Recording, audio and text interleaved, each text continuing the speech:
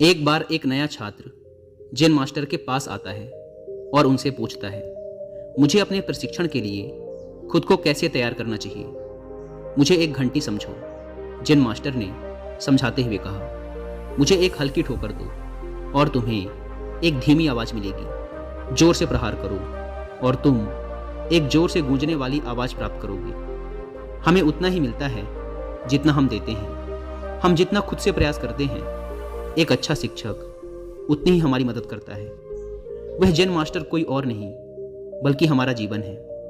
हमें इस जीवन से वही मिलता है जो हम इसे देते हैं।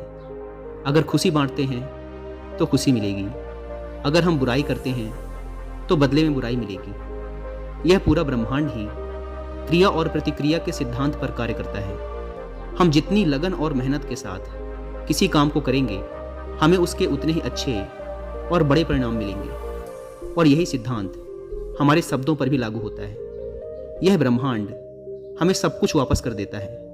अगर आप इस ब्रह्मांड में अपने शब्दों की नकारात्मक ऊर्जा छोड़ेंगे कि मैं गरीब हूँ, मैं कमज़ोर हूँ, मैं परेशान हूँ, मैं अशांत हूँ, तो यह ब्रह्मांड आपको यही सारी चीज़ें वापस कर देगा। और अगर आप अपनी पूरी आंतरिक इच्छा शक्ति के साथ यह महसूस करते और बोलते हैं कि मेरे साथ सब अच्छा हो रहा है, मैं खुश हूँ, मैं शांत हूँ, मैं अमीर बन रहा हूँ, तो ये ब्रह्मांड आपके जीवन में यही सारी चीज़ें लाकर देगा।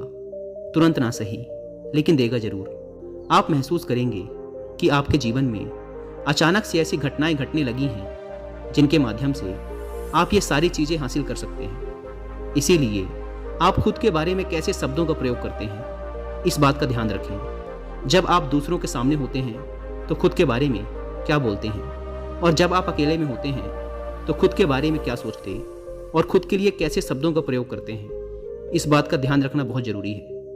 क्योंकि शब्दों की ऊर्जा में बहुत ताकत होती है और हम अनजाने में ही पूरे दिन खुद के बारे में नकारात्मक शब्दों का प्रयोग करते रहते हैं और ना चाहते हुए भी खुद के जीवन में नकारात्मक ऊर्जा को आकर्षित कर लेते हैं। शब्दों की ताकत का अंदाजा आप इसी बात से लगा सकते हैं कि संगीत, जो कि शब्दों और कुछ ध्वनियों का मेल है, वो किसी भी उदास इंसान के चेहरे पर खुशी और खुश इंसान की आंखों में आंसू भी ला सकता है।